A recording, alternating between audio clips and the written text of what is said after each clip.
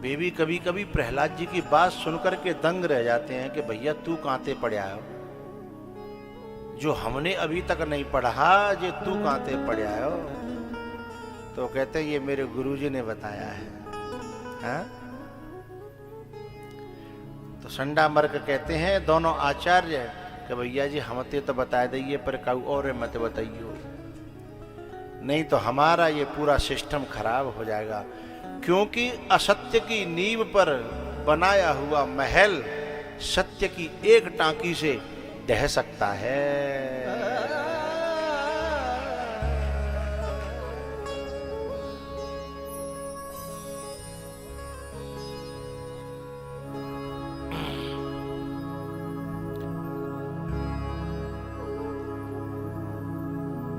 गेहूं की कटाई जब होती है और खेत में रखा जाता है, हमारा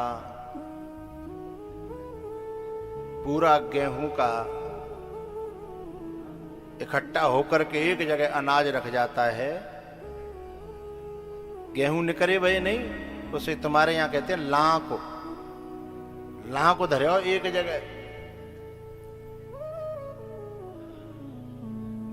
पूरे लां के स्वाह करवे के लिए के माचिस चाहिए।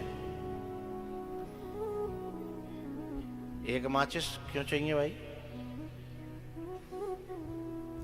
हाँ, मैं तो तुम्हें भ्रम में डाल रहा हूँ कि माचिस चाहिए। माचिस का ही चाहिए, केवल माचिस की एक तीली है। ऐसे ही असत्य के नींव पर खड़े हुए कितना भी बड़े महल हो, भी बड़ा व्यापार हो, कितना भी बड़ा आदमी हो, है सत्य की एक तीली स्वाहा कर देती है।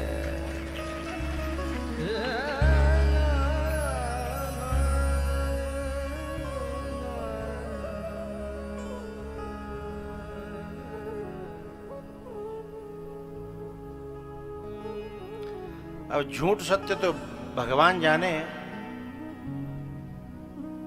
नाम सुना है सद्दाम हुसैन? सद्दाम ऐसा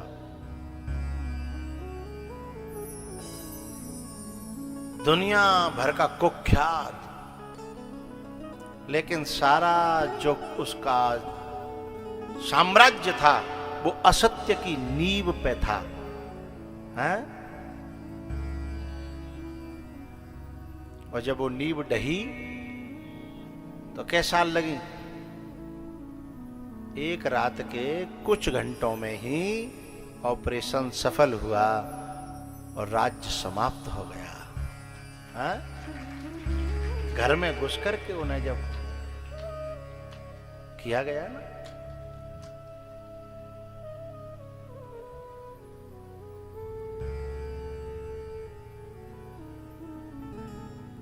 असत्य। तो प्रहलाद जी महाराज जब कहते हैं ना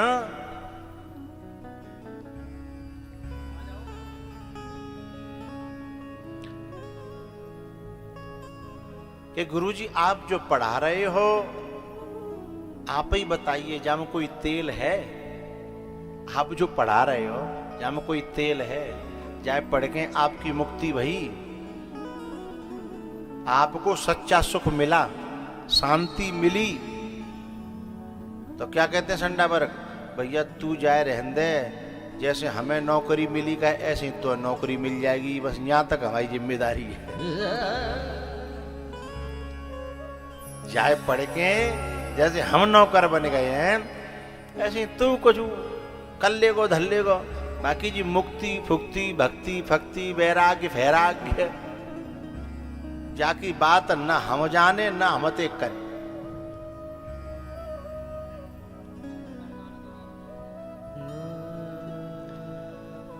गुरुजी चुप हो जाते हैं।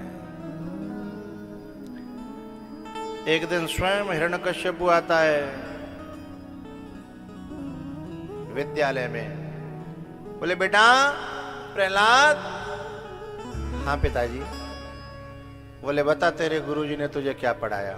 अब वो तो पूछ रहा था कि इन गुरुजी ने, और प्रहलाद बता रहे थे उन गुरुजी की बात। अब ये हिरण्यकश्यप को भी नहीं पता कि जनक जाके असली गुरु कोई और है। तब प्रहलाद जी कहते हैं, पिताजी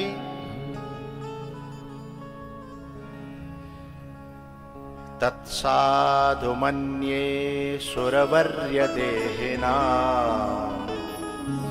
सदा समुद्विग्न धियाम् असद्गृहा हित्वात्मपातं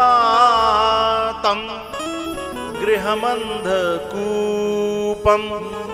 वनं गतो यद्धरिमाश्रयेत।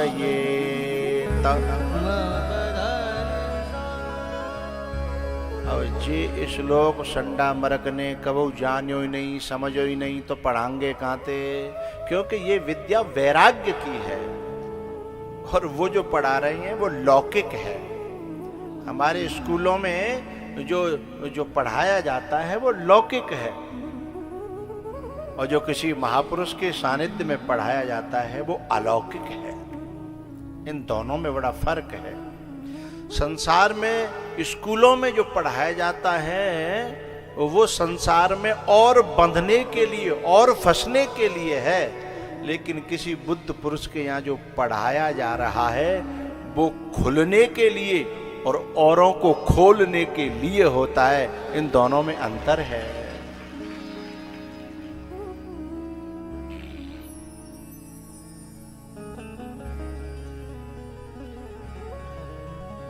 हे असुरवर्य, हे असुरों के श्रेष्ठ राजा, सही सही बताऊं? बोले हाँ। असद्गृहात् उद्विग्न धियाम्, जिसने असत्य को पकड़ रखा है, झूठ को पकड़ रखा है। हम सबने संसार क्या है? संसार झूठ ही तो है, संसार असत्य ही तो है।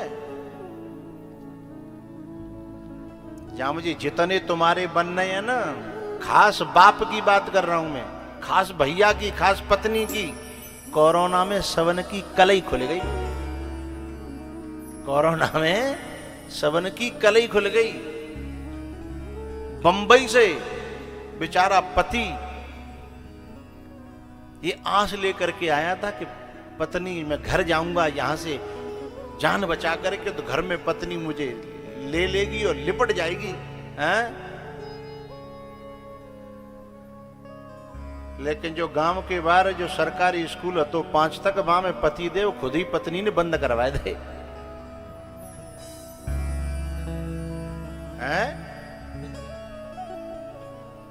14 दिन तक वहीं, और रोटी भी हाथ में नहीं दी, पैकेट में बंद करके। हाँ? कसमे वादे प्यार वफा सब बातें हैं, बातों का क्या, कोई किसी का नहीं है झूठे, नाते हैं नातों का क्या। हाँ? आसमान में उड़ने वाले, आसमान में उड़ने वाले मिट्टी में मिल जाएगा। कश्मीर वादे प्यार वफा सब बातों हैं, बातों का क्या।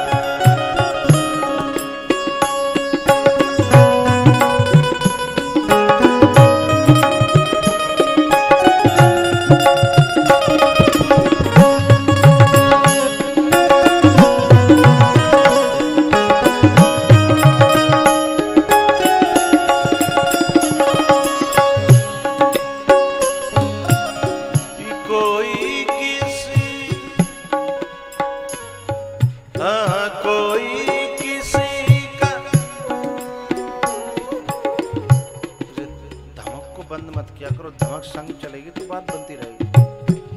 कोई किसी का नहीं है, न कोई किसी का नहीं है, झूठे नाते हैं नातों का क्या। कसमे वाले प्यार वफा सब बातें हैं बातों का क्या।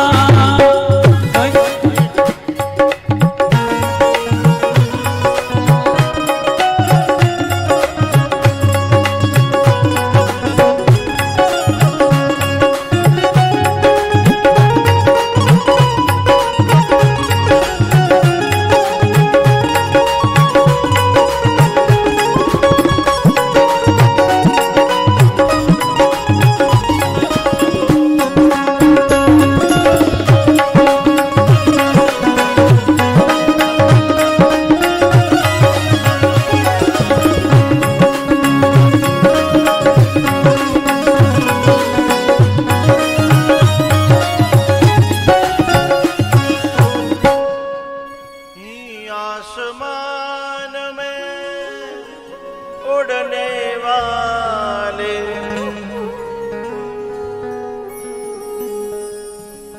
सरदार वल्लभ भाई पटेल पर अहमदाबाद के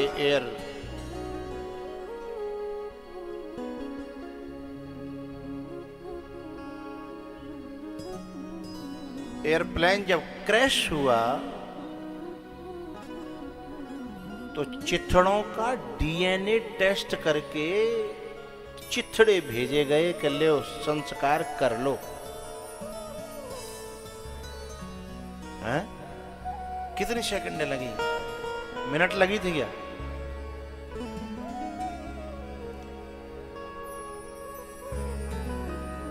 उड़ान कितनी ऊंची है हमारी और नश्वरता कितनी है हमारी, नश्वरता। भैया इसी बात को प्रहलाद जी कह रहे हैं कि पिताजी समझो या न समझो,